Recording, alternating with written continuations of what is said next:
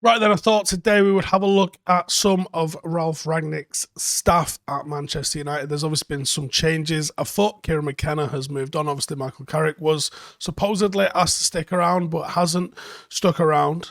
We've seen the possibly enhanced role of Darren Fletcher amongst the coaching staff and being on the bench. I expect that's probably going to continue.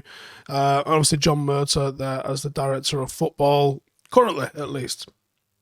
But who is the people that he's brought in and what are their roles going to be and jobs going to be on the bench? So, firstly, we've got Chris Armas, which is fantastic at Christmas. And Armas' relationship with Rangnick dates back to the days managing New York Red Bulls and being in charge. When Rangnick was appointed as head of sport development for the whole sort of Red Bull operation, he was in charge of seeing global football initiatives. He has all the same sort of principles as Rangnick and he's clearly got enough admiration for him that he'd be the first man he'd request to bolster Rangnick's coaching staff.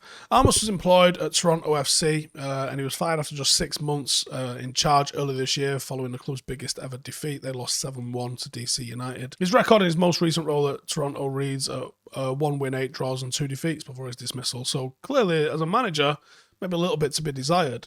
And when it comes to awards from the touchline, though, he just got one piece of silverware after winning the Supporters' Shield with New York Red Bulls in 2018. So I do have a mate that's actually played under and been coached by Chris Armas. And we've reached out and asked him his thoughts, and he said he's very American and he's Irish, this lad, and he said he's just all about pressing. Everything is about press. He's just absolutely relentless when it comes to pressing. So I think that's going to be something that you see coming in. Rangnick had the following to say. He said, many of my former colleagues, no matter if it's a video analyst or assistant coach, are in long-term contracts with big clubs, so they're not available right now. And we have to be a bit smart and a bit clever about finding the right people. The other person that he's brought in is Sascha Lense. Lense had a bit of a low-key playing career that amounted to only 100 appearances in Bundesliga 2 in the 90s and the early 2000s. And he's worked under Rangnick at RB Leipzig. His first prominent role, really, was as a sports psychologist with Dynamo Dresden in 2014, and he was recruited by Rangnick to work at RB Leipzig from the start of the 15-16 season. Lense spent 3 years with Leipzig and was most recently employed in a similar role at Schalke, and he's currently without a club, which made the process to United a lot smoother. But it does question, why didn't United have a sports psychologist in the mix in the first place? I know United use a guy called Bill. He features in all of like the Class of 92 documentaries and stuff like that, and Fergie brought him in after the treble, actually. And he said, how do I keep my team winning? And he says you have to think and play like you're number 2. And he was at United for a long time. But it does question why United didn't have one. And it questions why it took us to 1999 to get one as well, to be honest. And I know Rangnick had left one of his previous jobs because of their issue in recruiting a sports psychologist. So this is clearly a role that Rangnick places a hell of a lot of emphasis on. And it might be one of the reasons why we see the players go through these absolutely polar opposite sort of dips of form where we look flawless and faultless and then crumble and can't get up. Maybe a sports psychologist can flatten that curve a little bit. Maybe they can make sure that when we do have a dip, the dip isn't like life ending and it's okay, we're a bit under the weather today, but we still can continue and do what we need to do. This is what, to me, club building is about. And this is what I think Ralf Rangnick is about. I don't necessarily think he's the greatest tactician the world has ever seen, the greatest motivator the world has ever seen. He doesn't have a flawless record in matches, but he has undoubtedly taken some clubs from absolute obscurity and brought them to the riches of the top table of the Champions League. Yes, Leipzig had a lot of money to do it, but the way they've gone about building their clubs, they didn't just rip the checkbook out and go and sign Robinho, did they? Right? They've built it, buying players and generally flipping them, making a profit. So they've not even done it where they've just absolutely blitzed cash on it. They've spent money, but they've earned that money back and they've done it in smart places. If Ralf Rangnick can come in and make United a better run football business, because at the moment United seemingly get a lot of plaudits for the amount of sponsorship money they can come in and bring in. But listen, this is Manchester United. I could bring in sponsorships for Manchester United. I can't imagine it's difficult. I really can't. Like, hi, would you like to sponsor Manchester United? It's going to cost you a lot of money. But okay, handshake.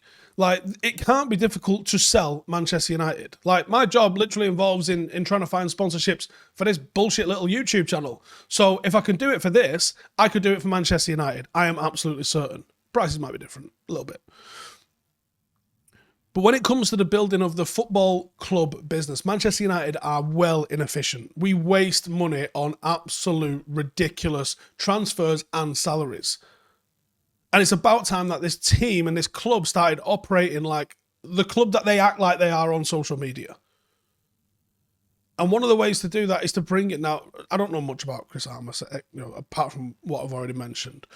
And I don't really know a hell of a lot about Sascha Lense, except that he's a sports psychologist that Ralf wants to work with. But putting in these key positions like this, these people that are going to have contact with the team and impact on the team, that to me suggests a good thing. And that's where when you don't see Ralf ruling himself out of becoming the manager going forward, if we've not managed to identify the right kind of person. I don't have an issue with that regard necessarily. And obviously we don't know how that's going to go down when it comes time for that to actually happen. But what I'm enjoying seeing at the moment, and we're only seeing it at the moment, we're literally like 3 games into the guy's career. What I'm enjoying seeing is the things that he's putting in which look like they are long-term foundations. If you're looking for a quick win, I don't think a sports psychologist comes in and brings you a quick win. I could be wrong, but I don't think that's a quick win. I think that's something that's going to take months to see off, right?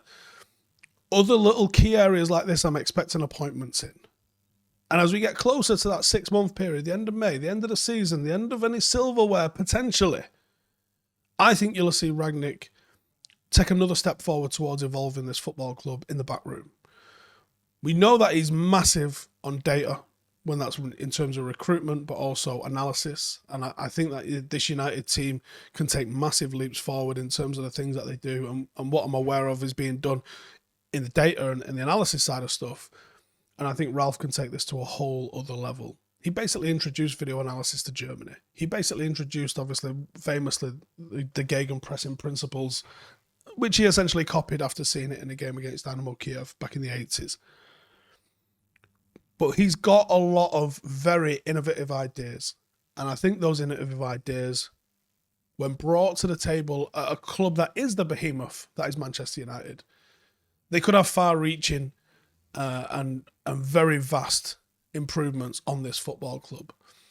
I think it's like turning an oil tank around, trying to turn Manchester United around. I don't think it's as agile or as quick as a speedboat, but I think if you get there in the end, it takes some stopping. It's an absolute juggernaut. I think these two are going to be the first of 5 or 6. And we will find out whether they're made of anything or not in the coming weeks, won't we? Laters. Hey, thank you for watching the video. If you are new around these parts, then don't forget to subscribe. My channel is proudly supported by my community on Patreon. If you'd like to get a little bit of extra content, a Discord group, meetups, 5-a-side games, weekly podcasts, behind the scenes, and even an occasional bit of transfer news as and when I get it, then for the price of a pint, you can show your appreciation for the content that we make and get some goodies for doing so as well. Check the link in the description or click the button right here. You'll also find all of my socials here too if you want to follow me on any of those platforms. Nice one.